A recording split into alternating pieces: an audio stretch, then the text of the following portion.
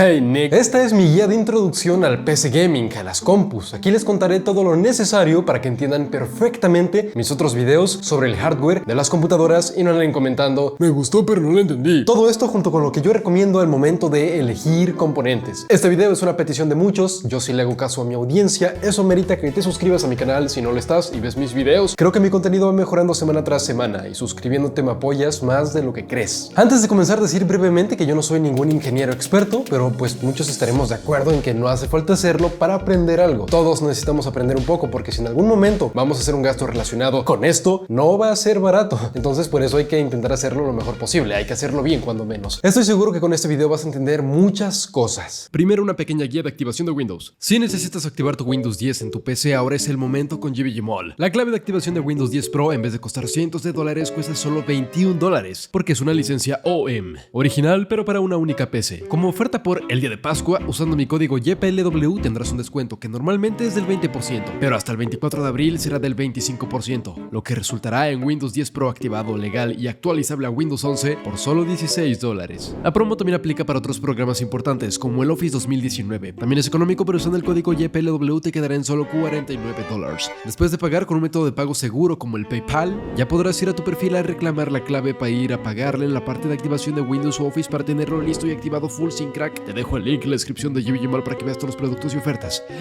Gracias GBGMall por seguir patrocinando estos videos.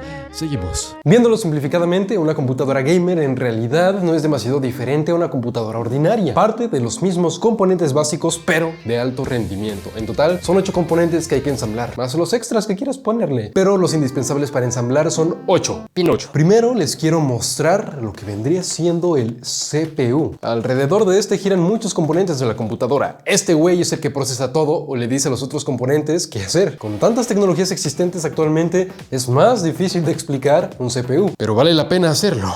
Las dos características más importantes del CPU son la frecuencia y el número de núcleos. Entre más caro sea un procesador, pues porque tiene más núcleos generalmente y o frecuencia ligeramente superior. La frecuencia es la velocidad a la que puede trabajar cada núcleo. Más es mejor. En la actualidad, los CPUs tienen frecuencias dinámicas que cambian inteligentemente en función de ahorrar energía siempre que se pueda y dar mejor rendimiento si hay un proceso que lo amerite. Una CPU puede tener varios núcleos. Bueno, actualmente de hecho todas las CPUs son de varios núcleos y son para repartir los subprocesos. Cada núcleo puede hacer algo distinto para hacer todas las tareas en primero o segundo plano más rápido. O también todos pueden hacer una misma cosa en conjunto para acabarla más rápido. Pero en realidad nunca es tan perfecto como este último ejemplo que di. Muchos programas de la computadora no pueden dividir el trabajo en tantos subprocesos simultáneos. Por ejemplo, muchos estaremos de acuerdo en que la mayoría de los juegos máximo usan entre 4 y 6 núcleos físicos de un CPU. Juegos como Fortnite no son capaces de utilizar más de 4 núcleos, yo lo he comprobado. Por eso, fijarnos en la frecuencia y en la eficiencia del procesador es más importante que fijarnos en el número de núcleos cuando ya es arriba de 4 y 6 núcleos. Bueno, es que incluso actualmente los procesadores de Intel tienen muchísimos núcleos, pero porque también añadieron un nuevo tipo de núcleos pequeñitos, de bajo consumo, además de los núcleos normales de alto rendimiento que siempre han tenido. Ahorita no nos interesa tanto, este video es de PC Gaming, juegos, y los juegos no aprovechan estos nuevos núcleos chiquititos. Siguen usando los núcleos ordinarios, normales, de rendimiento. Intel los llama ahora P-Cores. Mi recomendación resumida si vas a comprar un procesador en la actualidad nuevo para armar una computadora para juegos sería darle prioridad a procesadores de generaciones más nuevas. Son más rápidos, no solo por la frecuencia que indican, los gigahertz, sino también porque sus IPC, instrucciones por ciclo, son superiores. Casi nunca se nos dice un número para medir las IPC en la ficha técnica, pero por este dato teórico es que un procesador más nuevo lo pones al lado de un procesador viejo con los mismos núcleos y a igualdad de frecuencia de gigahertz y el nuevo va a dar mejor rendimiento. Es porque en su interior es más eficaz para hacer lo mismo y aparte también consumen menos energía en el proceso, lo que en una PC gamer se traduce como más FPS en los juegos, más frames por segundo, más fluidez. Si el monitor no te limita, claro, este güey ya se apagó. Ey. Con base en esto se puede decir que los AMD Ryzen 3 o Intel Core i3 actuales son los más justos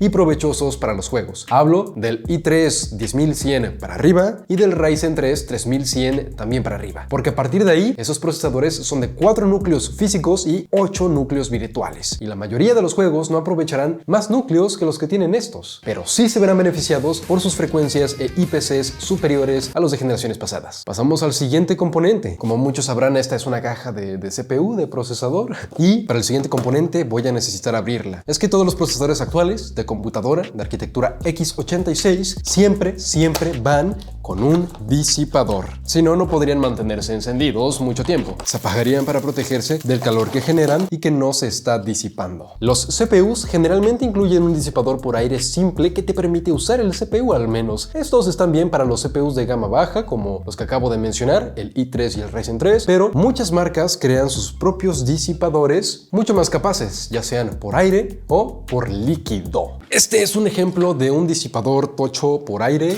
Mírenlo, está grandote, tiene un ventilador, tiene muchísimo más metal, que por aquí es donde se pasa el calor, es que el metal es conductor, ¿no? Y los ventiladores soplan para llevarse el calor a través del aire. Ahora, los disipadores por líquido, que más bien son refrigeraciones líquidas, es como esta que tengo en mi computadora. Hay un bloque que va directamente pegado a la CPU que está montada en la tarjeta madre, ahorita pasaremos a esa. Arribita de ese bloque hay una bomba, ¿ok? Una bomba a la que tiene conectada estos tubos que van conectados después a un radiador como los de los carros, y ese radiador también tiene celdas de metal que unos ventiladores que también van enganchados a este radiador soplan aire y se llevan el calor. Es el camino del agua, o más bien los líquidos de disipación, no es agua, que usa una refrigeración líquida. Además, los bloques de los disipadores que van haciendo contacto con el CPU se rellenan, se les pone pasta térmica para rellenar precisamente los espacios, microespacios que quedan entre un metal del disipador y el metal del IHC del CPU. Así se llama el metalito que podemos ver a simple vista en un procesador, el que está por afuera. Y bueno, esta pasta térmica ayuda a disipar óptimamente el calor. Todas las pastas son muy similares, pero entre estas también hay calidades que te ayudan a bajar unos cuantos grados de temperatura, pero pues bueno, yo no soy tan matadito en esto. A mí me sale pasta térmica del Pili y me ayuda. Para un uso casual ya les dije que sí puedes usar fácilmente el disipador de stock con la pasta térmica que tienen aplicada de stock. Stock significa que viene adentro de la caja, de fábrica, de agencia. Si tienes dinero para comprar un mejor disipador que este, creo que ni siquiera hace falta que te lo recomiende, porque por pura vanidad los PC gamers siempre compramos un mejor disipador para que se vea más mamalón, más fresita. Y no está mal, porque así vas a cuidar un poco más tu CPU, sus temperaturas, su vida. Pasamos a lo siguiente. El procesador se pone en la tarjeta madre. De hecho, justamente aquí. Lo voy a poner para que vean que no soy un mentiroso. Ahí está, ¿ven? No les miento, es verdad. También se le conoce como placa base a esta cosa de aquí. Es una tarjeta de circuito impreso con todas las conexiones y componentes necesarios para hacer funcionar el resto de las piezas de forma feliz. Ya les mencioné este de aquí, que es el socket, que es donde se pone el procesador. El socket define con qué marca de procesadores va a ser compatible, si AMD o Intel, y también con qué generación o familia de procesadores.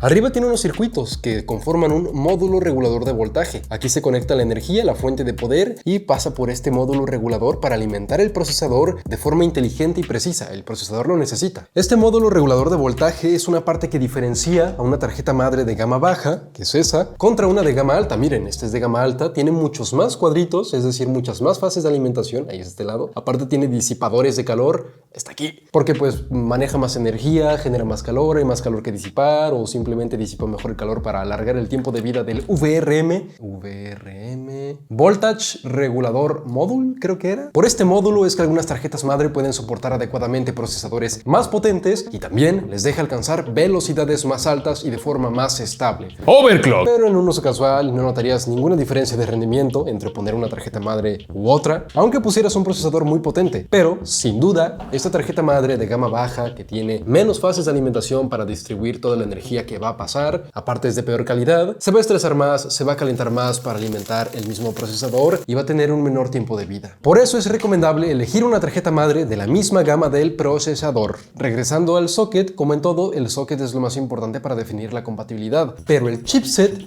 también aparece en la caja de la tarjeta madre Z490. Este es el que define la gama. También es muy importante, aquí te sale una imagen de cómo saber si un chipset es de gama más alta. Probablemente ya lo habías escuchado y es un componente fundamental de la tarjeta madre. Es este chip, es un chip que se encarga de gestionar las conexiones de la tarjeta madre. Es tan importante que hasta tiene su propia propio disipador, este de aquí. Es que estoy leyendo, es mucha información. Miren, esta otra tarjeta madre también tiene el chipset posicionado más o menos en la misma parte de la tarjeta madre y tiene su disipadorcito de calor. Significa que hay calor que disipar generado por el trabajo que hace este chip. ¿Sabían que antes las tarjetas madre tenían dos chipsets? Uno en el sur, que es este de aquí, y otro en el norte. Pero el norte desapareció, ahora se pone dentro del procesador porque así es mejor. El chipset sur, que es el que vemos aquí, se encarga principalmente de gestionar los dispositivos de entrada y salida. Los que se conectan por los puertos USB, como los periféricos, los que se conectan por los puertos SATA, como los discos duros. Por eso es que en una tarjeta madre como esta, con chipset de gama alta, puede tener más puertos. Miren aquí los puertos, puede tener más que una de gama baja. Es que pues su chipset puede gestionar más puertos. El puente norte se metió dentro del procesador y es el que se encarga de controlar los caminos de alta velocidad con la memoria RAM o con el bus PCI. Ahorita explico para qué funciona cada uno. Cada generación de CPUs es acompañado de una nueva generación de tarjetas madre que le sacan todo el jugo a las nuevas capacidades de los CPUs. Generalmente estas nuevas compatibilidades son puertos de nueva generación, más rápidos, más capaces, en mayor número. También compatibilidad con memorias RAM más rápidas. Ahorita también hablaré de eso, no se desesperen. Podemos pasar a eso, a la memoria RAM, pero creo que antes es más conveniente explicar otro componente fundamental, el dispositivo de almacenamiento. Quizá este te suene más. En la actualidad hay tres tipos de almacenamiento. Número uno, el disco duro tradicional. Clásico. Es el más económico, también es más lento. La velocidad de este disco duro será definida por qué tan rápido gire el disco duro que está dentro.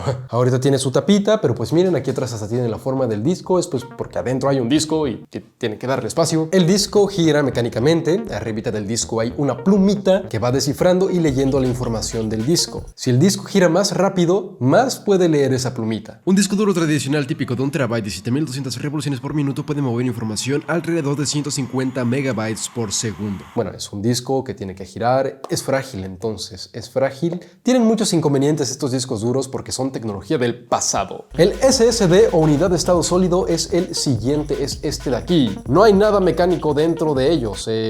Son como una memoria pero grande. No hay un disco que gira, gira y gira y gira. La electricidad se encarga de todo. Entonces, pues, la electricidad es muy rápida, ¿no? Yo me imagino. Puede accederse a la información de manera casi instantánea. Pero, los SSD de este tipo, de cuadrito, de 2.5 pulgadas, tienen un defecto. Como están hechos de un formato similar al disco duro, cuadrados, también se conectan a través del puerto SATA. Este que está aquí es el puerto de datos SATA, el de al lado es el de alimentación también SATA. Entonces, pues este puerto SATA se creó para los discos duros. Los discos duros no alcanzan velocidades tan rápidas. Por ello, este puerto, aún en sus versiones más recientes, no es lo suficientemente rápido para sacarle mucho jugo a estos SSD, que podrían decir que cuestan el doble por gigabyte que un disco duro. Un SSD SATA puede tener alrededor de 500 megabytes por segundo de lectura y entre 300, 400, 500 megabytes por segundo de escritura. La escritura generalmente es más lenta. Si bien sí son considerablemente más rápidos que el disco duro tradicional, podrían serlo más, y de hecho lo son.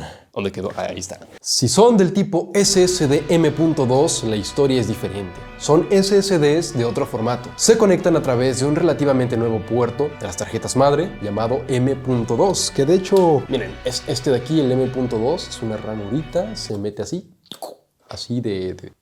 Ese puerto provee a este formato de SSD de almacenamiento, los provee tanto de energía como de conexión con el sistema, ocupando casi nada de espacio, como pudieron ver. Estas son las ventajas generales, porque el puerto M.2 conecta de dos formas. Si el SSD tiene dos muesquitas en la parte de la conexión, entonces se conectará a través del mismo bus SATA. Eso no está tan chido, pero si solo tiene una muesquita aquí, como este, entonces es un SSD de tipo NVMe. Perdonen que cruce las piernas, ya se me paró. Estos se conectan a través de otro bus, otro camino, el PCI Express, el mismo bus por el que se conecta un componente tan potente, tan importante como la tarjeta gráfica. Estos SSDs se cuelgan de ahí siendo mucho más rapidísimos y no te preocupes, en la mayoría de los casos y sobre todo en generaciones actuales, el ancho de banda es más que suficiente para compartirse tanto con la tarjeta gráfica como con un SSD. Entonces estos SSDs pueden enviar su información al sistema tan rápido que me ha tocado probar algunos que son hasta 20 veces más rápidos que el típico disco duro de 1 TB a 7200 revoluciones por minuto.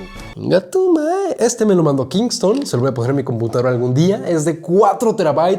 Es carísimo, es Dios. Pero ahorita no se lo voy a poner, me estoy absteniendo. Quiero hacer un video actualizando mi compu, esta que está aquí. Aún así lamento decirles que el almacenamiento es la memoria más lenta de una computadora. Aún con los grandes avances, cualquier disco duro o SSD incluso son infinitas veces más lentos que un CPU. Pero nunca fue un gran problema. ¿Saben por qué? Porque existe la memoria RAM. Es un intermediario entre el almacenamiento y la memoria caché del CPU. Sí, el CPU tiene memoria y es la más rápida en todo el sistema, pero es solo para la información que se está procesando en el momento y solo es de unos cuantos megabytes o kilobytes incluso en sus niveles más bajos. Entonces la RAM es otro nivel de almacenamiento con capacidad de unos cuantos gigas para mantener cargada toda la información que el procesador podría necesitar. Es que esta memoria también es muy rápida, pero es almacenamiento temporal, volátil. No explota, solamente puede vaciarse de un momento para otro o si deja de recibir energía de plano se pone en ceros, pierde toda la información. Por eso cuando encendemos la computadora y vamos a abrir un programa o juego, la primera vez tarda mucho. Es porque la memoria RAM estaba vacía, tiene que volver a cargarse del almacenamiento a la memoria RAM el programa o juego y el almacenamiento se encarga de eso, es lento. Una vez que ya está en la memoria RAM, todo es perfectamente fluido y rápido. En los momentos en los que se está leyendo del disco duro es cuando vemos tirones o congelamientos. Se está cargando aquí. Esta es muy rápida en comparación. También por eso necesitas suficientes gigas de memoria RAM. Si se llenan, sí se tendría que estar recurriendo otra vez al almacenamiento constantemente. Podríamos ver tirones, más congelamientos. Lo mínimo que se necesita actualmente para los videojuegos son 8 gigabytes. Y aun con eso ya estás muy justo para la mayoría de juegos modernos. Lo ideal son 16 gigabytes y con eso ya te estás holgado. Entonces, ¿por qué lo ideal son 16 gigabytes y no 12 gigabytes, por ejemplo? Yo les explico por qué. Porque es mucho más conveniente combinar módulo 1, módulo 2, de RAM idénticos, de misma capacidad, misma velocidad y hasta mismo modelo como este que está aquí. Me explico. Si por ejemplo unimos dos módulos de 8 y 8 GB, bueno, este es de 32 y 32, tengo mis memorias más caras en la mano ahorita, se van a sumar las capacidades, ¿ok? Van a ser 16 GB en total. Además de sumar la capacidad, las memorias también pueden sumar su ancho de banda una con la otra, incrementándolo. Aumentar el ancho de banda lo que hace es que ayuda a mejorar la comunicación con la memoria RAM, haciéndola más rápida, menos problemática y nos puede beneficiar en unos cuantos FPS adicionales y menos tirones. A esto de combinar dos memorias iguales que duplican su ancho de banda se le conoce como Dual Channel, doble canal. Pues tiene sentido, ¿no? Entonces, si en vez de poner 16 GB pusiéramos 12, tendríamos que combinar sí o sí memorias desiguales, impares también. Por ejemplo, tendríamos que poner un módulo de 8 GB más uno de 4, da 12 GB, pero nos cerramos definitivamente la opción de poner Dual Channel con esta combinación de memorias. O también está la opción de poner 4, 4, 4, también da 12 GB. Y aquí, si añadiéramos un módulo más de 4 GB, tendríamos 4 de 4. Aquí ya tenemos un número par de memorias, sí se puede poner Dual Channel, pero no son 12 GB, son 16. ¿Ya me entendiste? Tiene que ser así. Así sí, así no. El resto de especificaciones que debes buscar en tu memoria RAM van de la mano con el modelo de tu tarjeta madre. Googleando el modelo de tu tarjeta madre vas a saber qué tipo de memoria RAM soporta. Si DDR2, DDR3, DDR4 o la nueva DDR5. Yo tengo DDR5 en este momento y este es DDR4. Los tipos de memoria son diferentes por estas muesquitas que están aquí. Si fuera DDR5 la tuviera en otra parte y no encajaría en una tarjeta madre que no fuese del mismo tipo de DDR. Las memorias también tienen velocidad y también tienes que ver que sea compatible con la velocidad que soporta tu tarjeta madre. Esto además del DDR. Si vas a comprar apenas tu memoria RAM, no te recomiendo que le eches el ojo a la memoria más rápida que soporta tu tarjeta madre. Puede ser menos estable y ni siquiera aportar una mejora de rendimiento real. También está el tema de las latencias de las memorias RAM. Este sería el último dato. Lo puedes encontrar también viendo las especificaciones del modelo de la memoria en cuestión. Aquí siempre, entre más baja sea la latencia es mejor. Y en este dato no tienes que ver nada de compatibilidades. Ya elegiste tu memoria del tipo DDR que buscas, la frecuencia que buscas, listo. Elige la que tenga las latencias más bajas. Estos numeritos de aquí,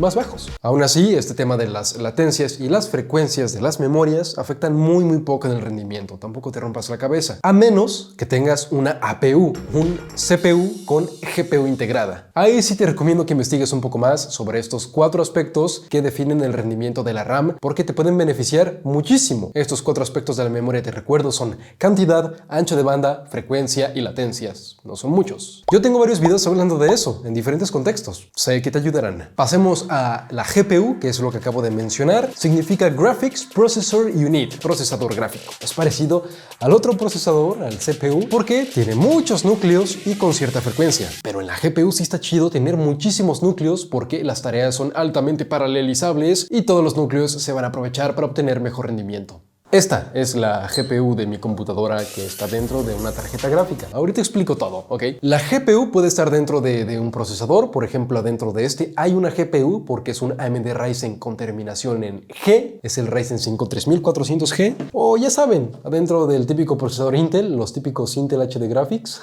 Obviamente ambas gráficas son muy discretas, están dentro del procesador, eso ya nos dice mucho. Rendimiento moderado, solo para juegos ligeros. Le roban capacidad a la memoria RAM para meter las texturas. Pero como estamos hablando de PC Gamers, vamos a hablar de GPUs de verdad, GPUs dedicadas. Esta es una tarjeta gráfica dedicada de una edición especial. Llevo algo de tiempo sin hablar de tarjetas gráficas porque me encontraba algo indignado por la situación de los sobreprecios. Estas cosas actualmente son carísimas, pero ya estamos volviendo a la normalidad afortunadamente y ya se encuentran tarjetas gráficas a precios casi ordinarios, y eso que aún así era de los componentes más caros de la computadora gamer. Las tarjetas gráficas son caras porque son componentes más completos y complejos. No solamente llevan el procesador gráfico, como en el caso de una APU, que nada más es el CPU y adentro tiene un procesador gráfico. No. Aquí tiene un montón de cosas más. Está montado sobre su propio circuito impreso o PCB, por eso tiene esta forma rectangular tan grande. Está acompañado de su propio módulo regulador de voltaje, sus propias memorias VRAM se llaman, RAM para video se escribe con V, por eso VRAM, y su propio disipador de calor, que es lo más grueso, para disipar todos estos componentes. Estos componentes que acabo de mencionar, aparte de la GPU, la gráfica, son los componentes que son mejores si la gráfica es de mayor gama, ¿ok? Por ejemplo, GTX 1050 barata contra GTX 1050 cara. Oye, es una 1050, va a rendir igual, tiene el mismo chip gráfico, da el mismo rendimiento. En teoría sí, pero el VRM, el disipador, son de mejor calidad. La tarjeta puede rendir un poquito mejor y durar más, y verse más mamalona. Había dos marcas de tarjetas gráficas, Nvidia y AMD. AMD hace procesadores, pero también hace tarjetas gráficas. Y al mercado de las tarjetas gráficas también está entrando Intel, que también hacía procesadores, ahora también va a hacer tarjetas gráficas. Ya he probado las gráficas de Intel en laptops, pero Intel también ya presentó gráficas de este formato.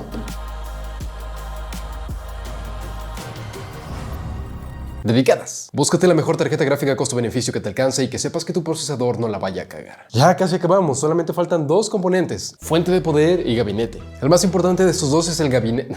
Es un chiste, no me funen. Esta es una fuente de poder. Este es un claro Ok, esta no es precisamente recomendable, pero pues es un ejemplo que tenía a la mano. Es que la fuente de poder es increíblemente importante y no es una tarea fácil elegirla. Hay millones de tips que te pueden ayudar, pero aquí te diré los indispensables. Bueno, primero mírenla bien, es una fuente de poder, ahí está, encendida, apagada, de aquí se va la luz, aquí tiene sus cablecitos. Van a decir, hija, tu madre, ya venga tu madre, son un chingo, Jean Paul. Qué difícil conectarlos.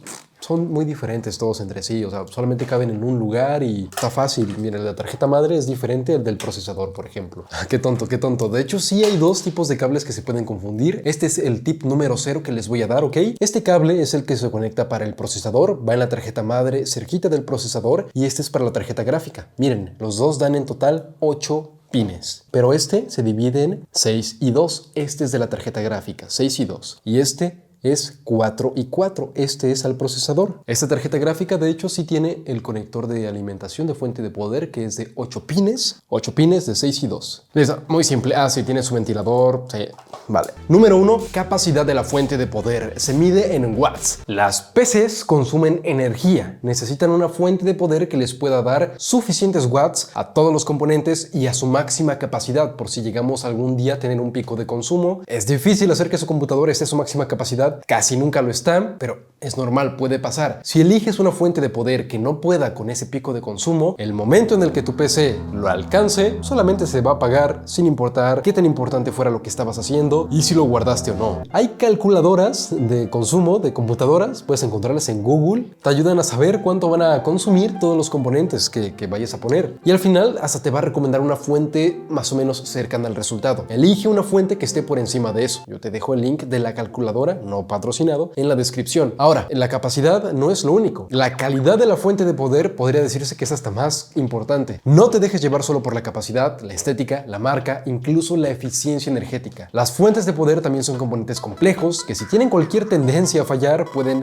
morir y eso no es lo malo, tienen garantía. Lo malo es cuando se llevan algunos componentes con ella. No le hagas caso a tu amigo de la uni ni a nosotros los youtubers. Estamos bien pendejos. No tenemos el equipo necesario para hacerle unas pruebas dignas a las fuentes de poder. Mejor solo googlea tier list. Allá encontrarás listas de fuentes de poder acomodadas por su calidad interna y eso es a lo que debes hacerle caso. El gabinete es mucha vanidad y casi siempre eligen los gabinetes por pura estética. Yo elegí el mío por pura estética. Les apuesto que puedo hacer mi propio gabinete y va a ser igual de chingón. Fresco, espacioso, lindo. Es todo lo que se necesita en un gabinete. Regresando a gabinetes comunes, la venta en el mercado, tengo un video hablando de cosas que debes considerar para elegir un gabinete. Está muy bueno. También tengo uno para las tarjetas madre, de hecho. La verdad es bien simple. El gabinete puedes elegir el que quieras siempre y cuando quepa todo lo que hayas elegido. En sus especificaciones te pone todo, qué formato de tarjeta madre aguanta, el largo de la tarjeta gráfica, los tamaños de los disipadores o radiadores de las refrigeraciones. Todo lo demás para elegir en un gabinete es muy personal. Con esto concluyo. Comenten todo lo que quisieran agregar y les daré corazón si tiene sentido. Puedo hacer también la guía de... Hijo de tu puta, no te andes apagando, cabrón, hijo de tu... Puedo hacer también la guía de los periféricos, pero creo que últimamente he hecho muchos videos de periféricos explicando todo. Aún así, yo dejaré este setup armado un rato y si veo muchos comentarios pidiendo que haga a huevo la guía de periféricos, lo grabaré enseguida. De hecho, ya la estaba escribiendo, pero está quedando larguísima, más que esta guía. Y si no la quieren a huevo, pues hasta me estarían haciendo un favor. Igual voy a intentar simplificar, y que mis videos donde lo explico a fondo tampoco pierdan valor. No olviden dejar su like y suscribirse si les agradó, hijos de su puta.